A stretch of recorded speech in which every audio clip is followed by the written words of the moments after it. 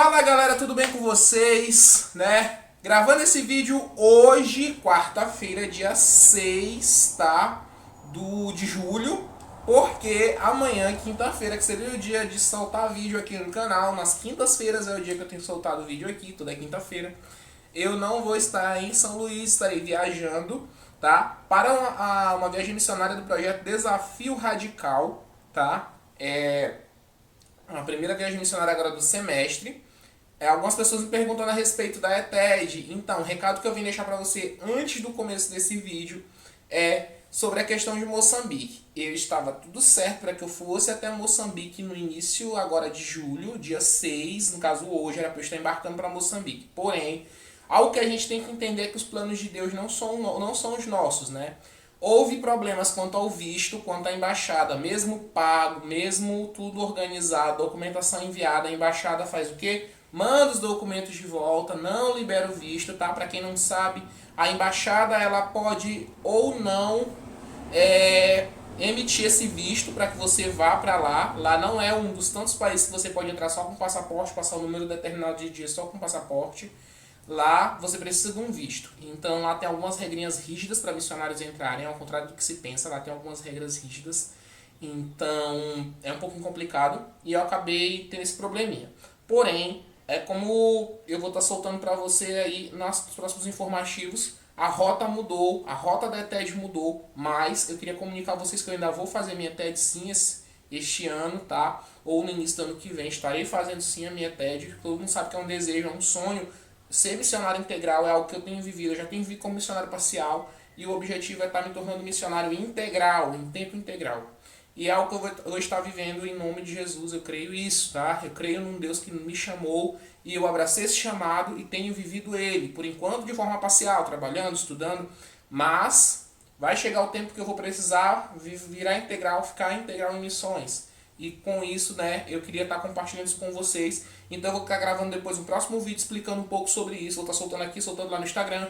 E também vou estar explicando, tá? Através aí dos próximos informativos que vão ser soltados aí nas redes sociais. Você que não me segue, vai lá na seção sobre aqui no YouTube. Lá tem um link para minhas redes sociais. Você vai poder me seguir lá no meu Instagram, na minha bio tem lá o Linktree. Você vai lá, acessa. Tem todos os links aqui do YouTube, das minhas redes sociais, meu WhatsApp, se você quiser me mandar uma mensagem, vai lá na minha bio do Instagram, tá lá o meu link. Me chama lá no Instagram também no direct pra gente conversar. E é isso, cara. Me chame lá, você que quiser conversar.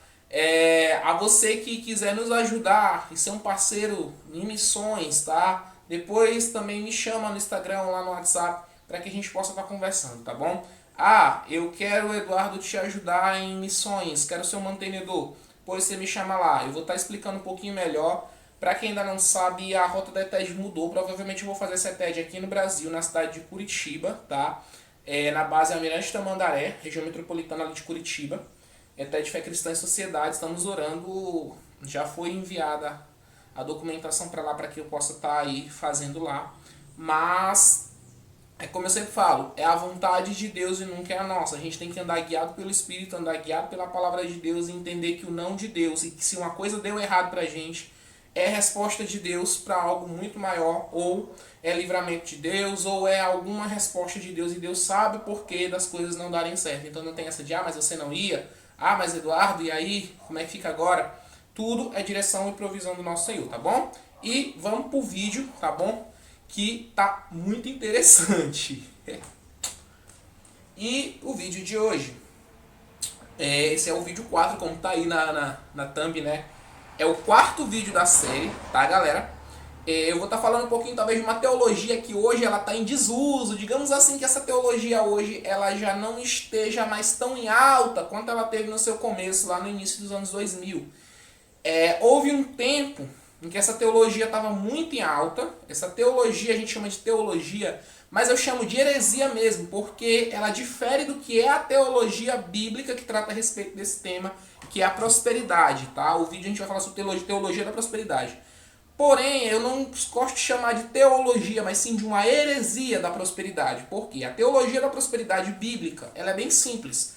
Você obedecer a Deus, você ser fiel a Deus, ser justo, ser honesto.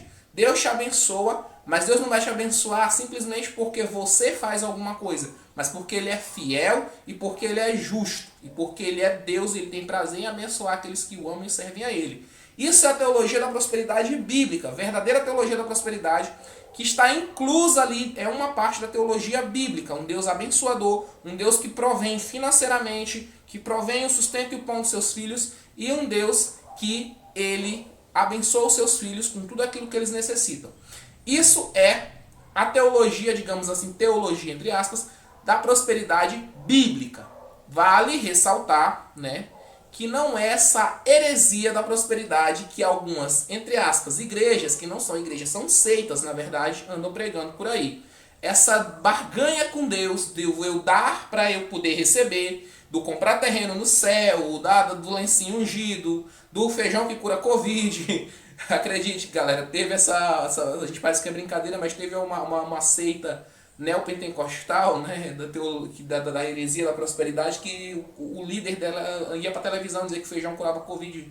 Foi até uma questão judicial. Tem um outro cidadão aí que senta no trono, bota uma estola, um cetro, ele bota a coroa, e ele diz que ele é o rei, ele veste pano de saco, tem toda uma heresia. Tem a outra lá que vai dizer que o aniversário do diabo é em agosto.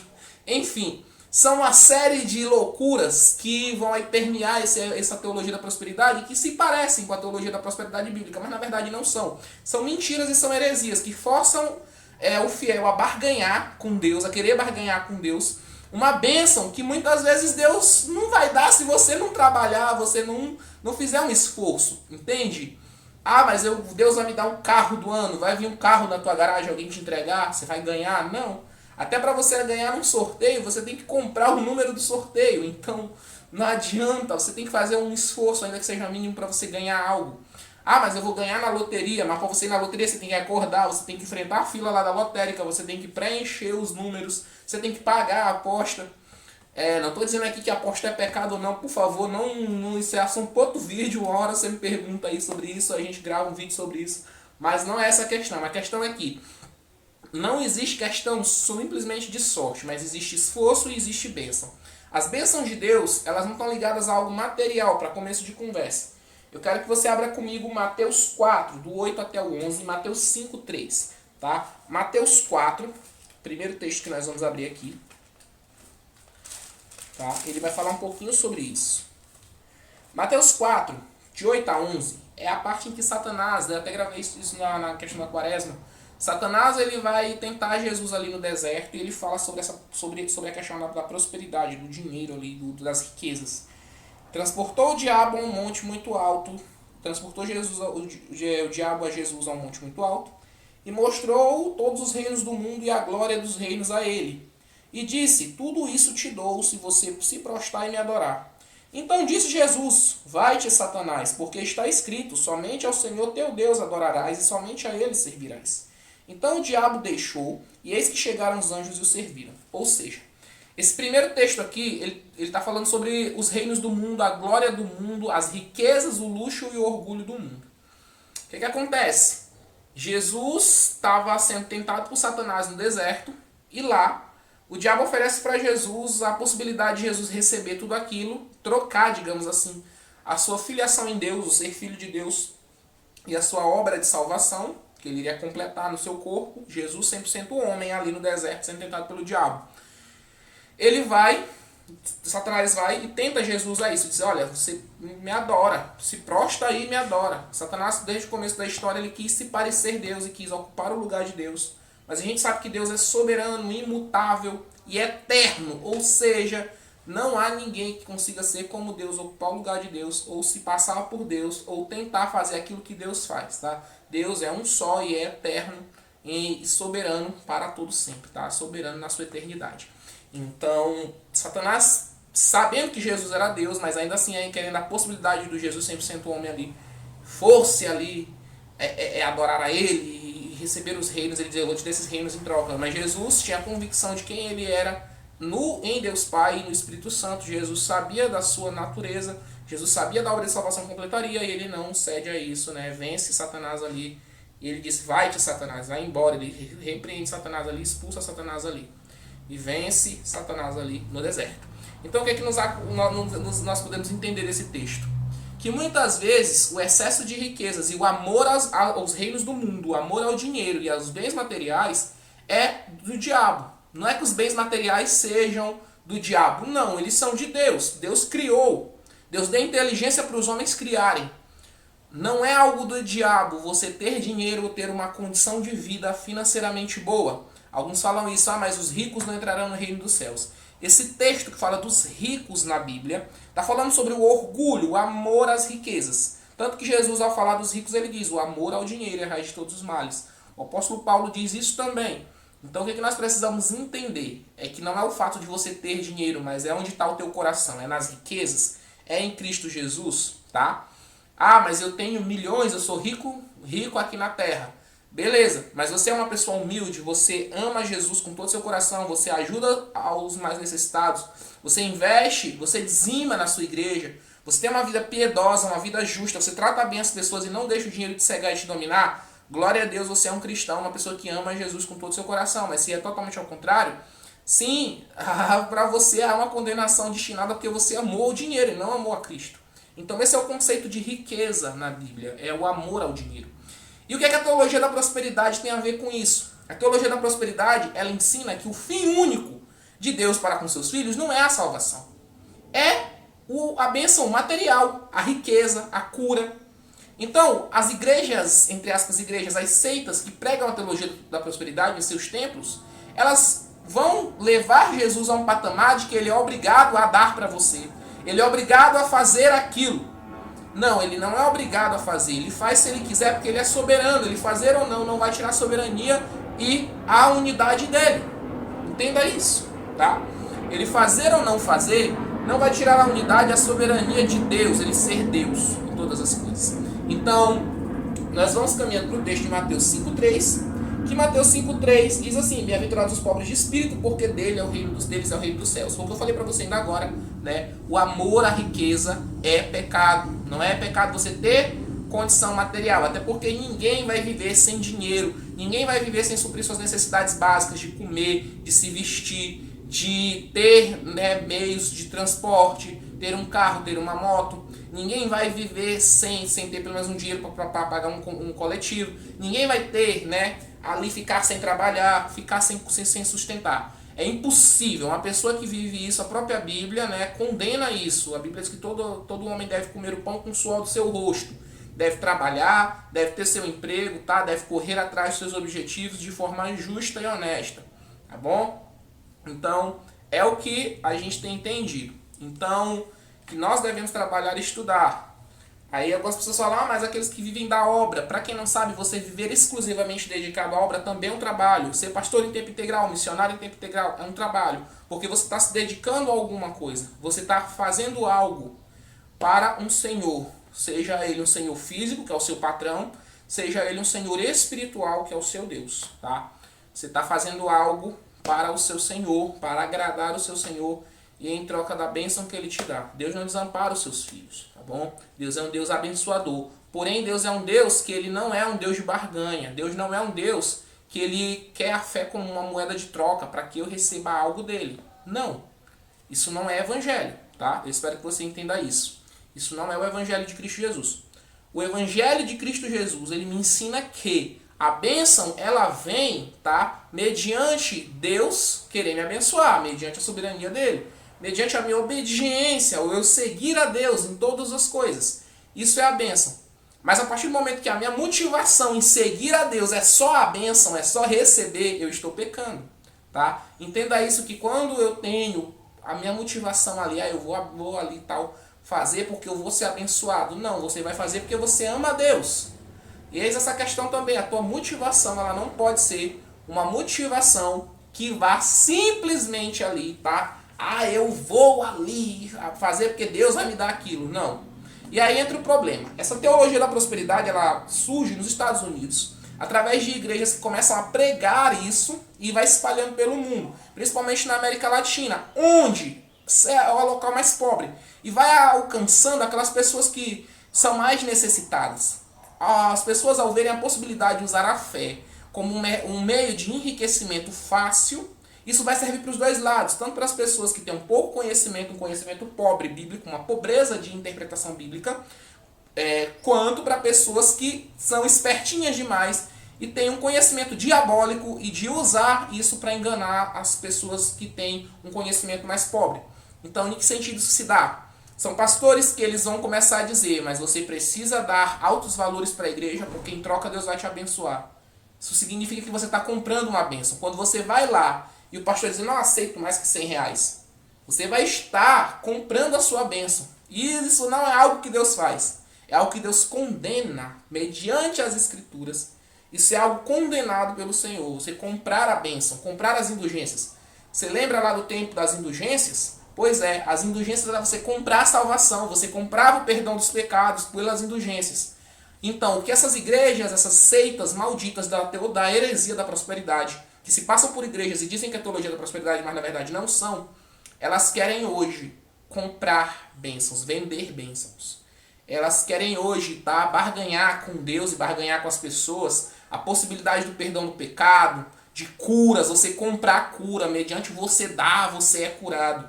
E isso é algo que o próprio Lutero, Calvino, os reformadores lutaram contra nos tempos da Reforma Protestante. E hoje tem hereges que se dizem pastores, se até intitulam bispos, sem saber o que de fato é o caráter de um bispo, segundo os livros de Timóteo e de Tito, segundo as cartas que Paulo escreve para Timóteo e Tito, falando sobre o caráter do bispo cristão, o caráter do pastor da igreja, do bispo, do apóstolo e do mestre, que são as pessoas que estão ali para conduzir o rebanho de Deus. Se intitulam bispos, apóstolos, aí vão para a televisão, tem canal de TV, canais famosos, aí dizem que é para ser um canal cristão, um canal que inclusive por anos passou pornografia, um canal que por anos passa violência, passa sensacionalismo e diz que isso é de Deus. Isso não é de Deus. Isso é coisa do diabo, isso é coisa do inimigo. Então, o que acontece?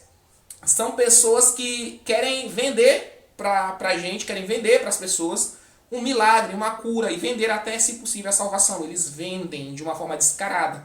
E em diversas partes o apóstolo Paulo vai condenar. Paulo vai dizer, aquele que não trabalhar, que também não coma. Paulo vai dizer, tendo que comer, tendo que vestir, fiquem alegres, fiquem felizes. O apóstolo Tiago também diz isso. Tendo que comer, tendo que vestir, é motivo de alegria, é motivo de gratidão. Sejam gratos a Deus por isso. Tá? Na Bíblia, em diversos pontos, Jesus vai dizer isso também. E também nas Escrituras, né? Os apóstolos vão ensinar que melhor é dar do que receber. Tá? Se a gente ficar só assim, de vou receber bênçãos, comprar bênção, comprar salvação, isso é coisas diabólicas. Ele diz que é melhor dar com generosidade, ofertar, ajudar quem precisa, servir as pessoas, tá? Isso é algo que nós somos chamados a fazer enquanto filhos de Deus, enquanto igreja do Senhor. Ah, mas eu vou simplesmente para uma igreja e lá o pastor tem aquela pregação e tal. Tudo aquilo é um teatro armado para convencer você a dar dinheiro. Quem no final das contas vai enricar à custa do seu dízimo é esse pastor. Ah, mas Eduardo, é errado dar dízimo? Não, não é errado, é bíblico o dízimo, tá? Em todos os pontos da Bíblia, Jesus diz, dá a Deus o que é de Deus, né? Pagai o que é devido ao Senhor também. Ou seja, os seus votos, o seu dízimo é uma forma de louvor e de gratidão a Deus por aquilo que Ele já te abençoou. Você não vai dar dízimo para ser abençoado. Você não vai dar dízimo para tentar comprar bênçãos com o seu dízimo. Até porque a Bíblia diz que Deus é dono do ouro e da prata. Diz que do Senhor é a terra e sua plenitude. Então, nesse ponto, ou seja, você tem que entender através disso que o teu dízimo, os teus 10% é uma devolução daquilo que Deus já te deu. Deus já te abençoou. Não precisa você ficar comprando nada e barganhando nada com Deus, até porque Deus não é teu servo, Deus é teu Senhor, você é servo dele, nós somos servo dele. Ele não é nosso servo que é obrigado a fazer as coisas pra gente, mas nós somos obrigados a obedecer e amá-lo porque ele é o nosso Senhor, que nos comprou com seu próprio sangue. Entendam isso de uma vez por todas, tá? Ah, mas aquelas igrejas em que ali é pregado aquele evangelho vibrante, tudo bem, aquilo dali é, como eu falei para você, são pregações que não tem um pingo de Bíblia, não tem um pingo de verdade bíblica. E quando há um texto bíblico é pego em contexto isolado, é distorcido, tudo feito para extorquir dinheiro e para vender uma imagem de um Jesus que é teu servo, que tem a obrigação de te abençoar e que não é bem assim, o evangelho de Jesus não funciona assim. Essas igrejas são muito populares no Brasil, estão principalmente nas camadas das periferias, nas camadas mais pobres, tá? Eu já percebi muito andando pelas ruas aqui da minha cidade, aqui de São Luís do Maranhão, da ilha aqui onde eu moro na região metropolitana aqui de São Luís, e andando pelas ruas da cidade eu percebi que as igrejas, as heresias da prosperidade, os templos de heresia da prosperidade, eles não dão muito certo em áreas nobres, em áreas com alto poder aquisitivo.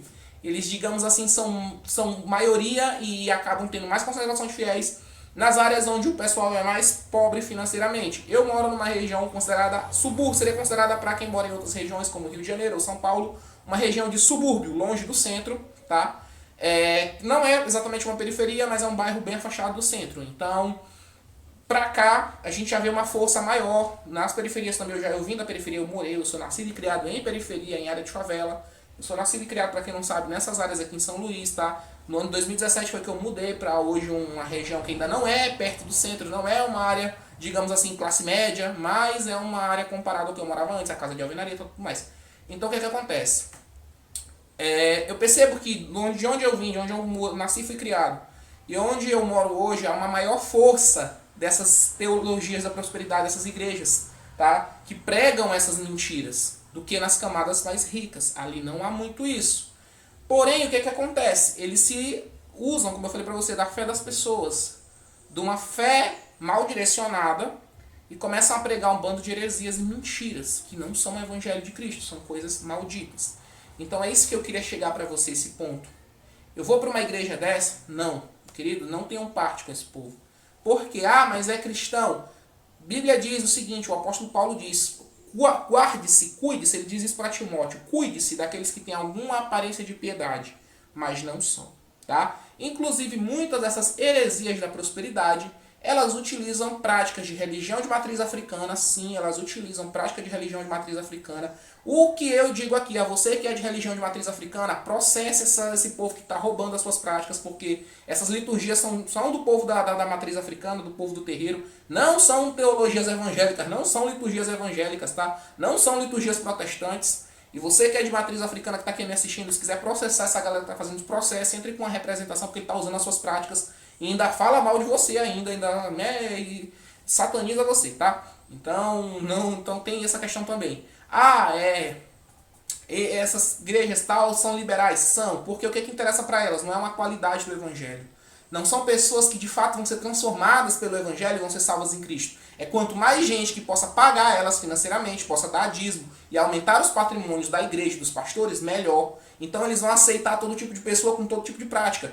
Não vão simplesmente fazer aquele crivo e dizer assim, olha, nós vamos ensinar aqui a verdade, você vai ser doutrinado numa doutrina que vai te apresentar as escrituras a ponto de elas te repreenderem. Não. Como as igrejas tradicionais fazem. Não vai ser isso. A igreja é exclusiva por isso, Eduardo? Não, a igreja não é exclusiva, a igreja é para todos. Mas a igreja tem um código, tem uma regra de fé e prática, tem uma constituição que tem que ser seguida à risca, tá bom? Que nos implica, se eu escolho ir para a igreja, se eu escolho servir e ser fiel, eu tenho que seguir isso daqui à risca. Então não tem essa de ficar aí. Mas o que a igreja da teologia da prosperidade faz? Ela vai ali e abraça, digamos assim, permite que essas pessoas fiquem ali sem serem doutrinadas e tudo mais, porque o foco delas é uma pregação de qualquer jeito, distorcida, um foco financeiro. Tá? Hoje em dia, como eu falei para você lá no começo, hoje em dia essas igrejas já não estão muito no auge, ainda tem bastante fiel.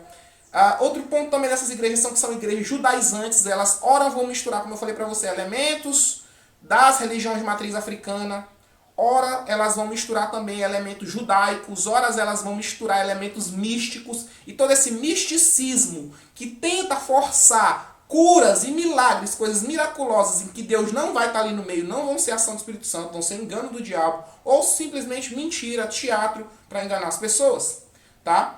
Muitas dessas coisas ali, tá? São ações de engano, ou seja, eles vão ter o costume de misturar a teologia da prosperidade e tudo mais, sendo que aquilo ali é puro engano de Satanás, tá bom? E desde já desejar que Deus abençoe sua vida, fique na graça e na paz de Deus. Lembre-se, o que nosso objetivo aqui é esclarecer, tá, acerca disso. E esse tema, como eu falei para você, essas igrejas são de Deus? Não são. Essas teologias da prosperidade são heresias, isso é coisa do diabo, é diabólico sim, são coisas do inimigo. Não vá para essas igrejas, não congregue nelas, não frequente-as. Procura uma igreja bíblica séria, que pregue o evangelho de Jesus de uma forma doutrinal, missional, relacional e comunitária. Uma igreja que de fato viva o amor e a graça de Cristo, viva os sacramentos, uma igreja que viva a fé mesmo firmada nas escrituras, tá? Uma igreja séria, convencionada de preferência, que participe de uma convenção. Não procure, tá, a Igreja de Teologia da Prosperidade, Evangelho Coach, que é o tema do nosso próximo vídeo. Não procure essas porcarias, tá? Porque isso não é evangelho. Paulo diz, tem uma aparência de piedade, se parece ser algo de Deus, se parece com Deus, mas na verdade é engano de Satanás, tá bom? Deus abençoe a sua vida hoje e sempre.